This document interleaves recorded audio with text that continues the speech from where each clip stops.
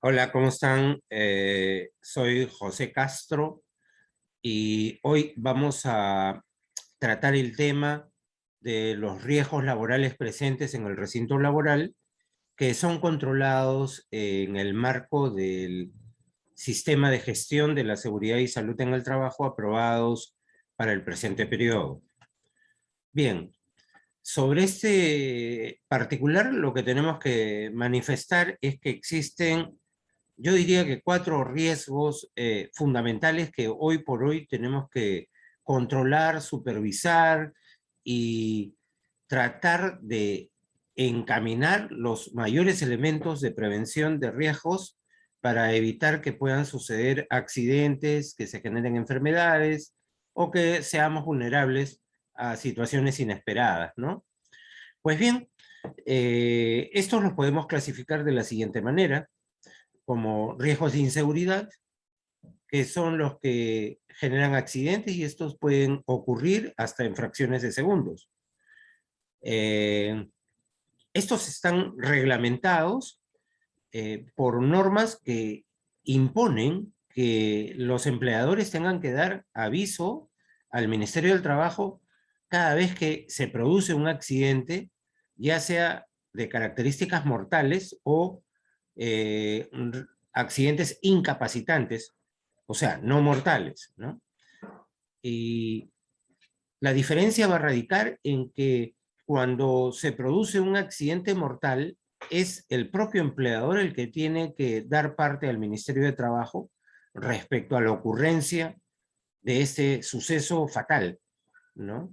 Mientras que un accidente incapacitante, o sea, por el cual se otorga al menos un día de descanso médico, en la práctica y de acuerdo a la obligatoriedad legal, quien tiene que reportar esto es la entidad o el centro asistencial que brinda atención al trabajador accidentado. Y ellos tienen un plazo hasta el último día hábil del mes siguiente en el que suceden los hechos. En este caso, el empleador se vuelve un informante solidario, ¿no? Que tiene que dar parte al centro asistencial de los términos en que se dieron los sucesos o el suceso accidental con el objeto de que este centro asistencial pueda informar adecuadamente a la autoridad competente, o sea, al Ministerio de Trabajo, en el aviso que va a dar parte por la atención de este accidente. Otro tipo de riesgos son los riesgos de salud ocupacional, ¿no? Que estos son los que se refieren a las enfermedades relacionadas con la tarea laboral, denominadas enfermedades ocupacionales. Aquí tenemos que tener bien claro que la salud ocupacional realmente va a evaluar los sucesos que generan enfermedades que están contenidas en nuestras matrices hiper, ¿no? Esto significa que, por ejemplo, un dolor de estómago puede ser producido por N causas y no necesariamente por un tema ocupacional. Por lo tanto, tiene que ser tratado por el fuero común. Igualmente, las comorbilidades, que son enfermedades crónicas preexistentes, generalmente no tienen nada que ver con el desempeño de la tarea laboral, ¿no? Por ejemplo, la hipertensión arterial, ¿no? Por ejemplo, la diabetes, ¿no? Por ejemplo, el asma. Sin embargo, estas comorbilidades sí pueden resultar un agravante para que pueda el trabajador encontrar mayor riesgo de criticidad cuando desempeña la tarea laboral. Por tanto, lo que tenemos que tener bien claro es que eh, tenemos que ser extremadamente cuidadosos con las normas preventivas eh, para que los trabajadores desempeñen sus tareas laborales cuando tienen algunas comorbilidades preexistentes, ¿no? Y esto se va a ver en el programa médico ocupacional, ¿no? En un tercer nivel tenemos los riesgos que están derivados de situaciones de emergencia, es decir, qué tan vulnerables somos en la compañía para que podamos afrontar un potencial riesgo inesperado, ¿no? Llámese un sismo de gran magnitud, llámese un incendio, llámese una explosión, entre otras, ¿no? Para localidades que están en Lima, definitivamente, de acuerdo a su ubicación, no van a estar pues mayormente expuestos a lluvias torrenciales, a desbordes de ríos, pero es probable que en provincias sí podamos encontrarnos frente a una situación eh, que pueda desencadenar, o sea, otro nivel de situaciones de riesgo que podamos tener presentes, ¿no? Como desbordes, inundaciones, lluvias torrenciales, además de afrontar un sismo inesperado o una explosión, un incendio, ¿no? Y, en fin, la atención que tenga que ver directamente con la participación de los brigadistas de situaciones de emergencia, ¿no? Que deben cumplir un rol fundamental y que hoy por hoy tendrían que estar pues de la mano con la ejecución de un plan de contingencia adecuado para responder precisamente a estas situaciones de emergencia, ¿no?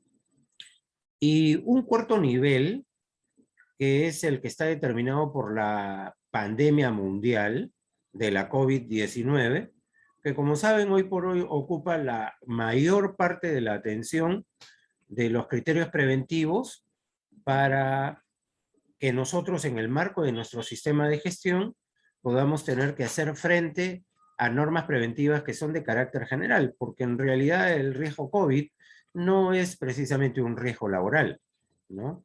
Eso significa que si una empresa cierra actividades o no está en operación y funcionamiento, el COVID sigue ahí, ¿no? ¿No?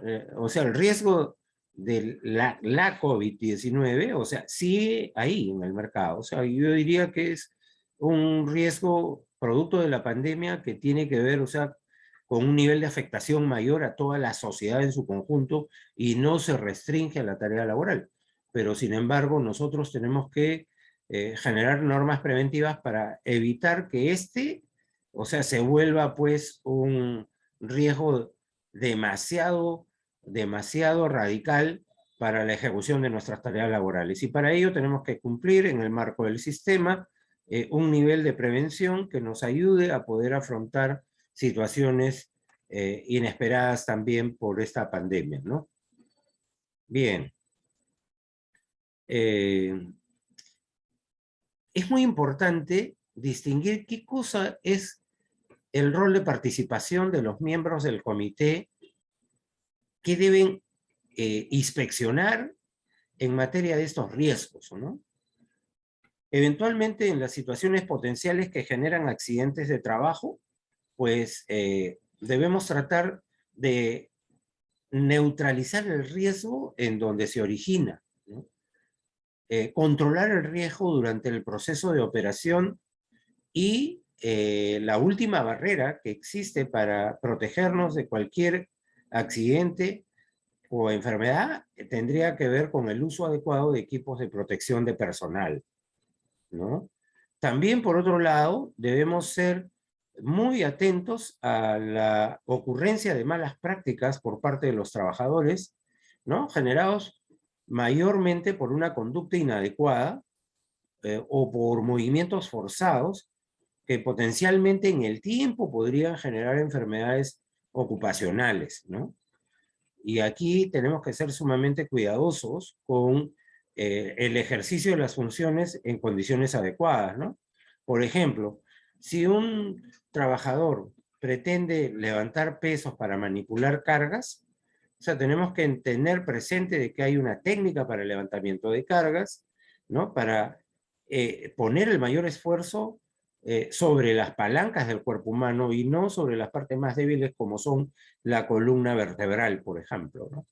Y tener en cuenta las normas básicas de ergonomía que dispone medidas precisas para cada uno de los casos en los cuales generan riesgos potenciales relacionados con la tarea laboral, ¿no?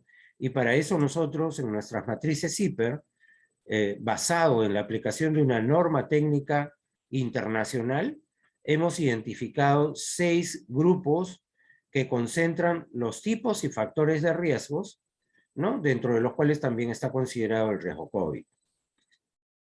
Obviamente el riesgo COVID tiene otra matriz para establecer la calificación y medición de la gravedad de sus riesgos, ¿no?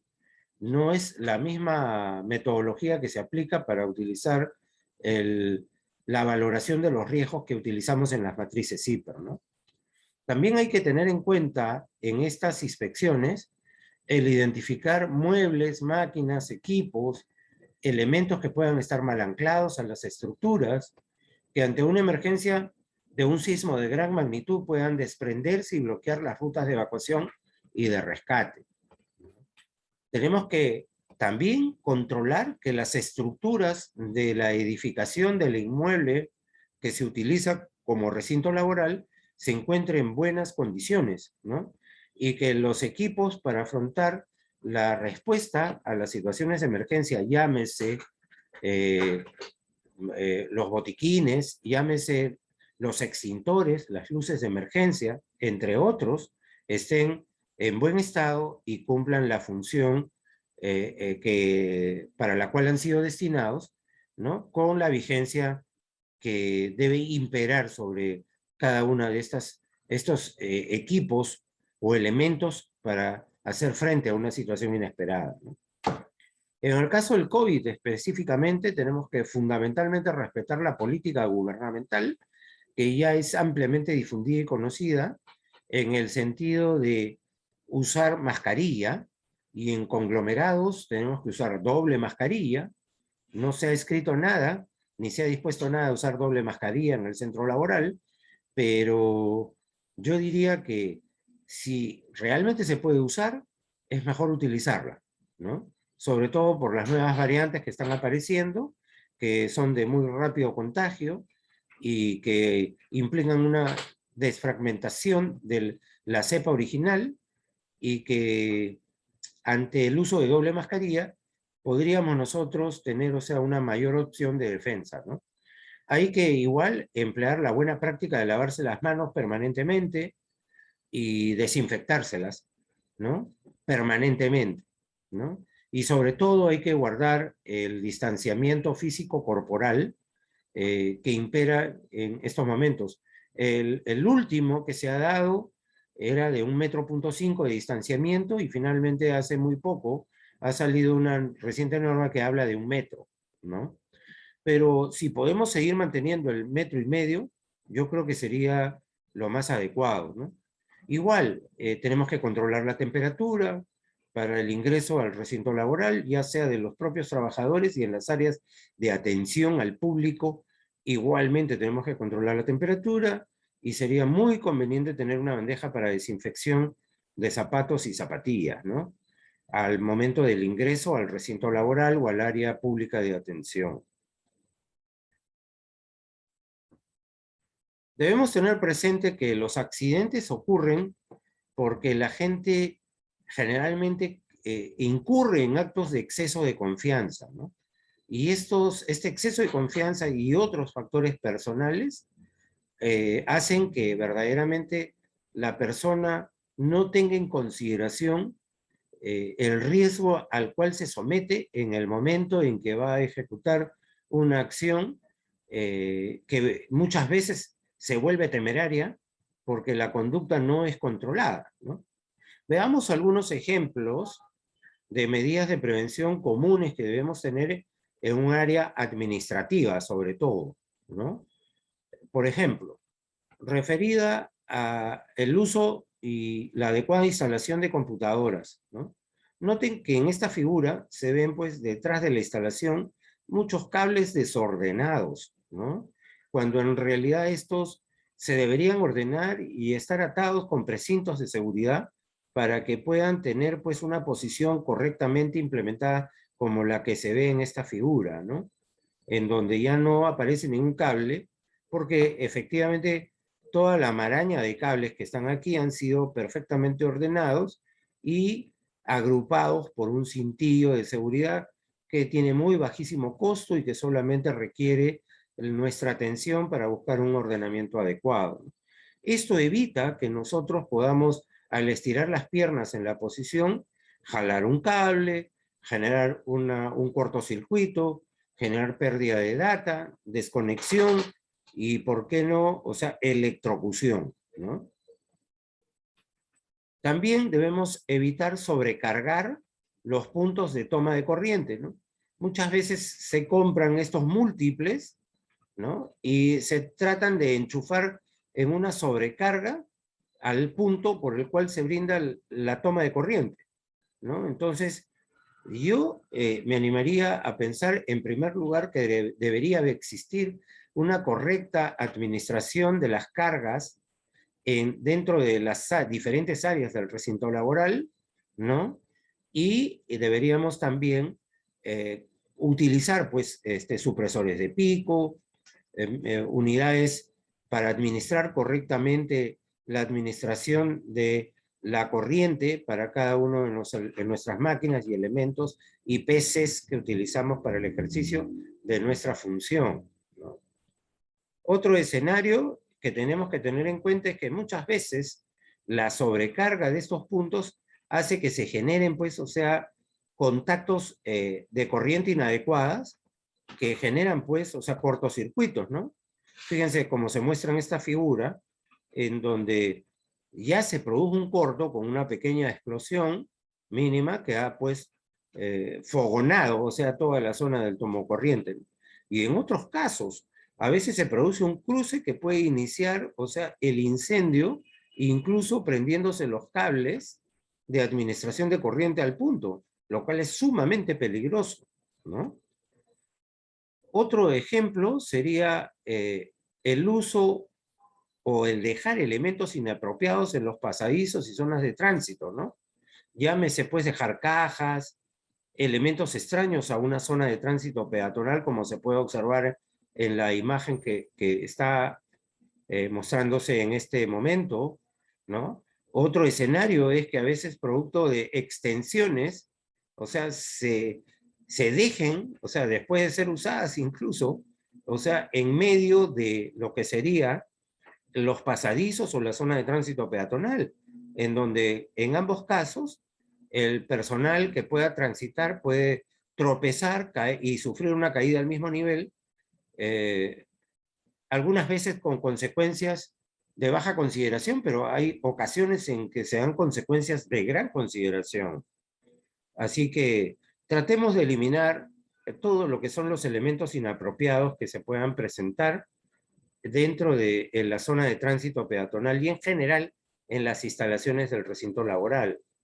En las escaleras, o sea, aparte de que nosotros utilicemos el pasamanos como un elemento de seguridad para descender o ascender sobre esas escaleras, tengamos en cuenta que los antideslizantes tienen que estar en buen estado y que hay que evitar los pisos resbaladizos.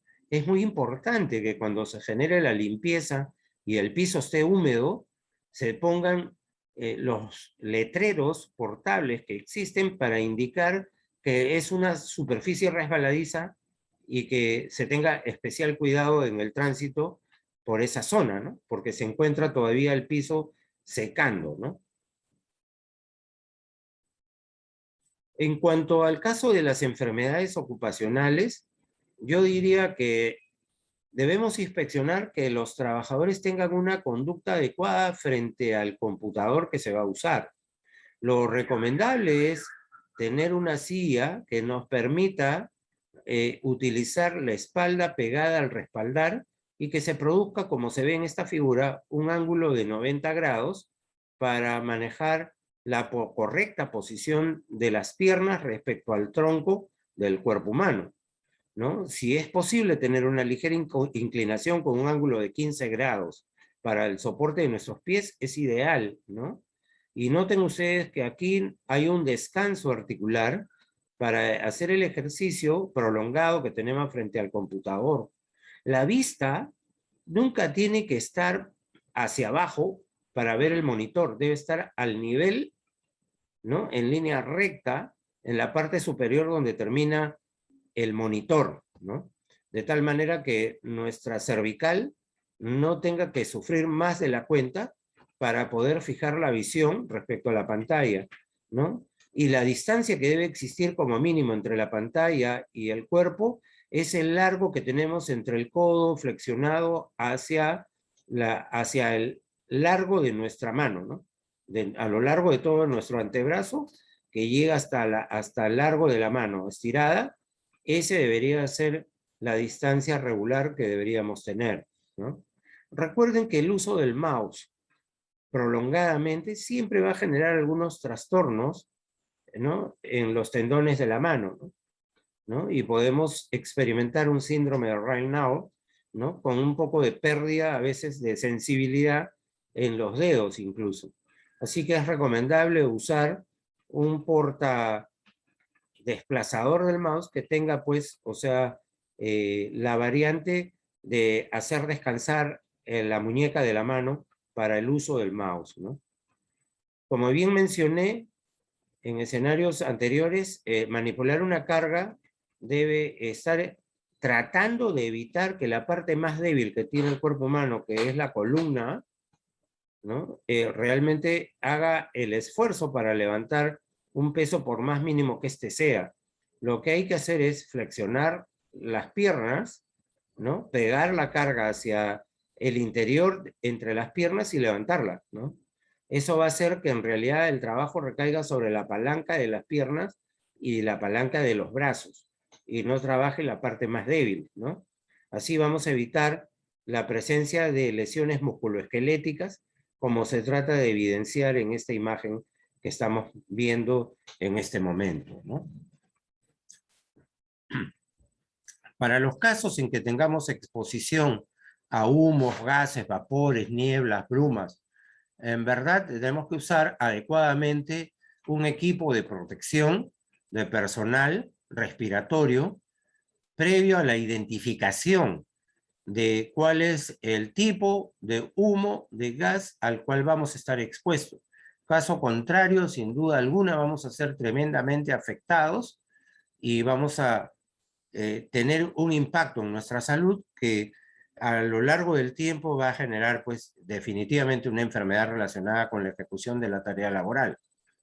Hay que controlar y pausar los movimientos repetitivos que se dan en las áreas laborales, ¿no?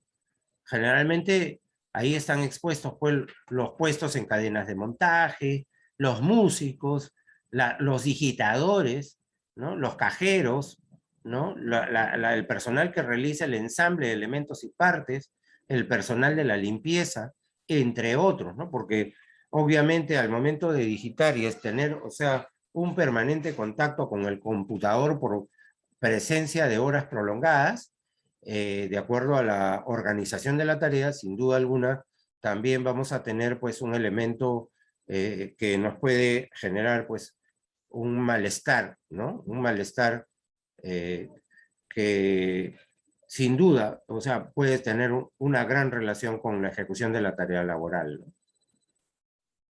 Para responder adecuadamente a situaciones de emergencias inesperadas, debemos tener en cuenta que los extintores no pueden estar bloqueados detrás de muebles, ¿no? Los extintores que tienen que estar en plena vigencia tienen que estar, pues, o sea, dispuestos, anclados sin ninguna dificultad para que estos puedan ser utilizados y puedan tener, pues, el uso adecuado para una situación de respuesta a una emergencia que se pueda presentar. ¿Qué debemos verificar? Generalmente que las etiquetas estén no vencidas, que muestren que el extintor no está vencido, ¿no? Hay que verificar que no hayan trabas para sacarlo. Generalmente en estos ganchos, a veces la falta de uso genera una inclinación adecuada y cuando uno lo quiere sacar, existe una traba para poderlo sacar, ¿no?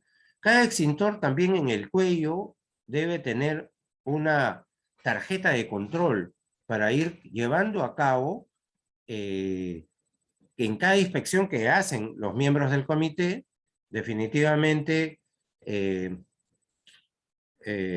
control adecuado de que sí están teniendo una fiscalización de carácter permanente, ¿no? Nótese que los extintores que son de polvo químico seco, tienen que tener pues un manómetro porque para poder botar el polvo de la cabina presurizante, tiene que haber pues una presión de aire comprimido que va a ser controlado por el manómetro con una aguja que debería estar permanentemente en el sector verde, ¿no? Que indica que este extintor tiene el elemento adecuado para que cuando se pulse la llave, o sea, entra en contacto el aire comprimido con el polvo químico seco y va a haber presión para disparar, ¿no? ¿No? Siempre debemos usar el extintor disparando hacia abajo y a favor del viento. Nunca se hace contra el viento.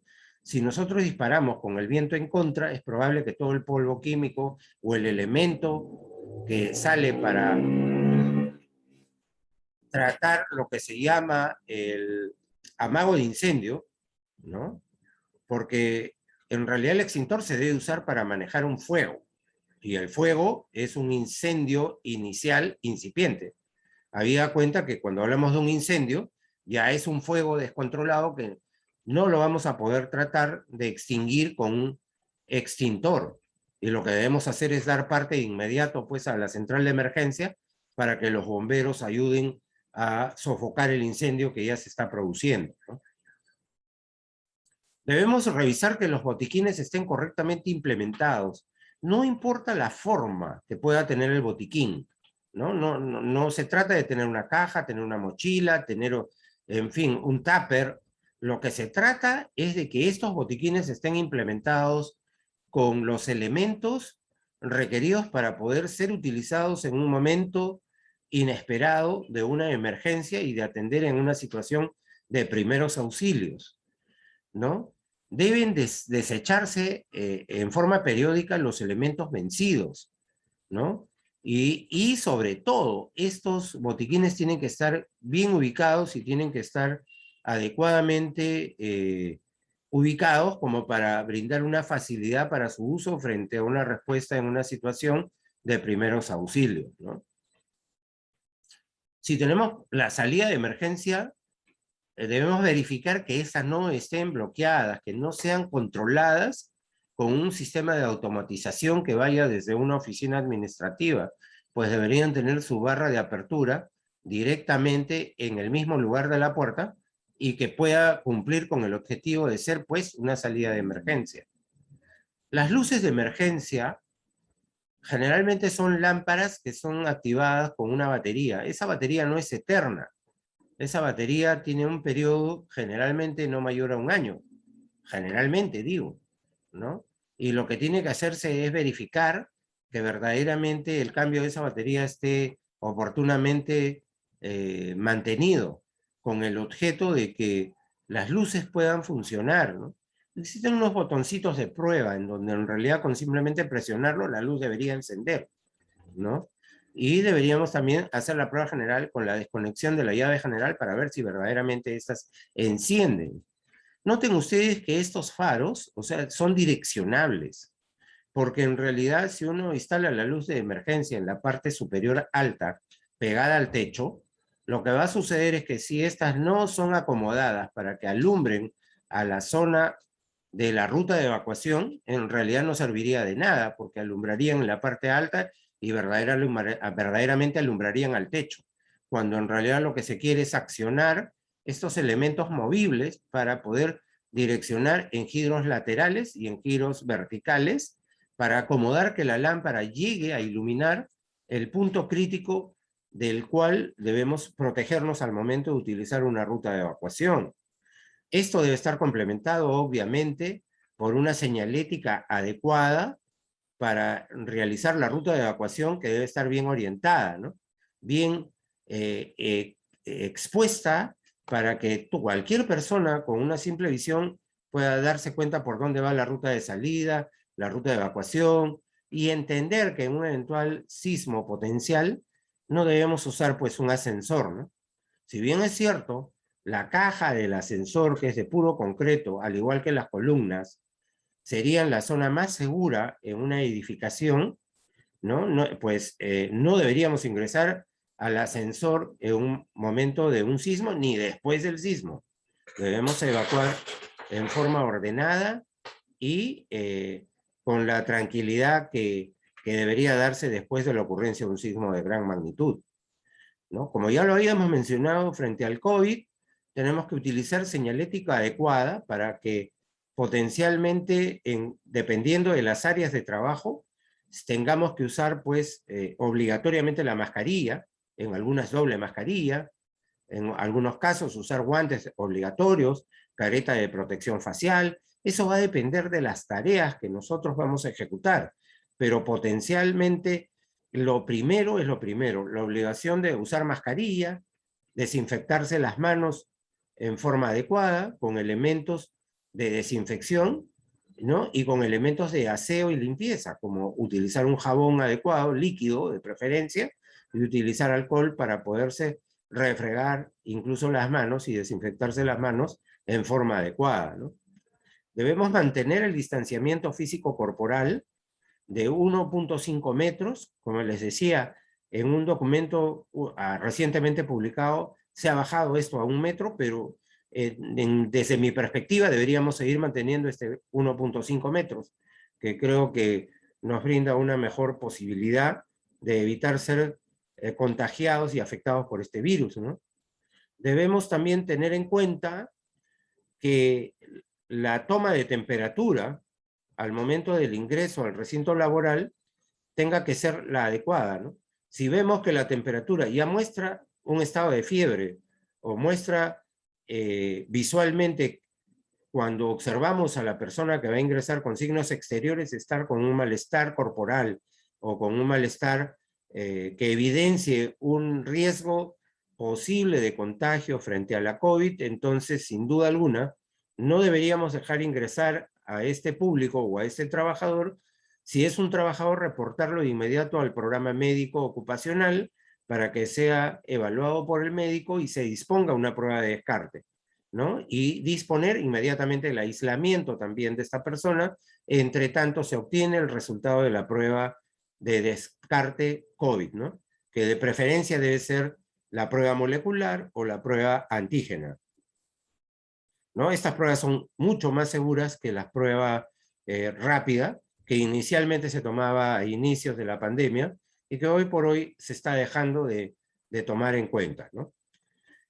Si la prueba sale positiva, definitivamente el trabajador tiene que tener un aislamiento mínimo de 14 días, ¿no? Y tiene que ser evaluado por el centro asistencial, ya que la resolución ministerial del Ministerio de Salud dispone que ante un eventual caso sospechoso, ¿no?, de infectado con COVID, este debe ser inmediatamente tratado por el centro asistencial que le corresponde.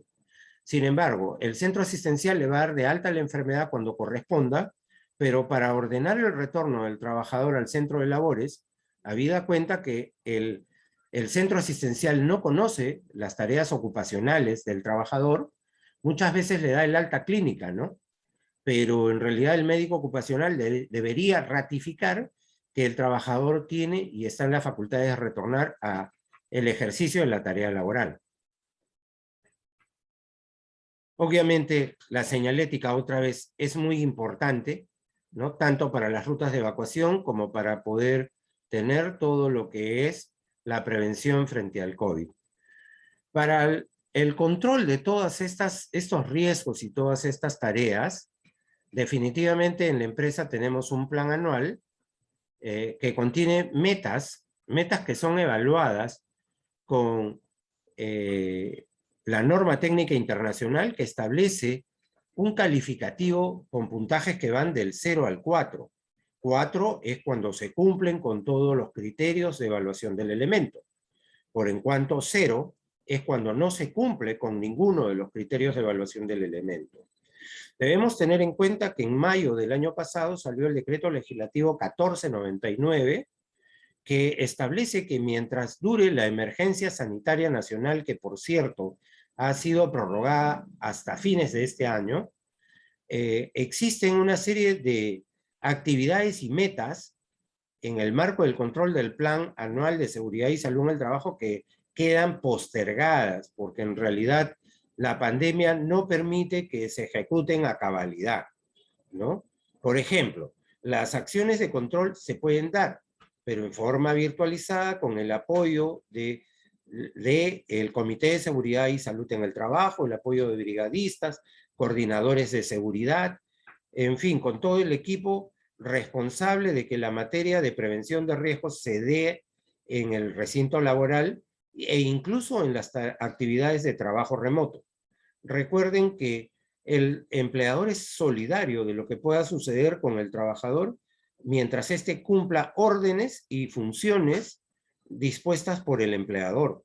Así que el hecho de que exista una tarea con trabajo remotamente reportado no significa que en la estación implementada no se cumplan con algunos criterios preventivos, como son que la posición esté correctamente ordenada, como que los cables estén de instalación de la computadora estén correctamente ordenados, con que existan tareas de limpieza y conservación de la posición, con que la reflexión de la luz no caiga en forma directa sobre el monitor del computador, tener el tablero sobre el cual está instalado el computador sin que existan elementos punzocortantes que puedan caer al piso y hacer una herida sobre los pies, ¿no? Y sobre todas las cosas que se cumplan con las normas preventivas para evitar un eventual contagio COVID, ¿no? Así que siempre las estaciones remotas también forman parte de este escenario de control y prevención de riesgos, ¿no? Igualmente, todas las metas en su conjunto que estén ejecutables a cabalidad y que no estén en condición de pendientes o postergadas por las normas COVID, van a ser sumadas entre sí y el puntaje que se haya logrado va a ser comparado contra el puntaje máximo que se pudiera obtener para establecer cuál es el porcentaje de aseguramiento de la seguridad y salud en el trabajo, ¿no? Que generalmente este debería estar por encima del 61% para que adquiera una condición de buena, ¿no? Básicamente, esto es la acción de evaluación de los 7 planes y programas preventivos y de las metas que se tienen que formalmente lograr para que nuestro sistema esté funcionando a cabalidad y que la autoridad competente considere que nuestra actividad de prevención de riesgos laborales es buena. Bien, vamos a concluir este video inductor o de capacitación y pasar al rol de preguntas que ustedes puedan formular.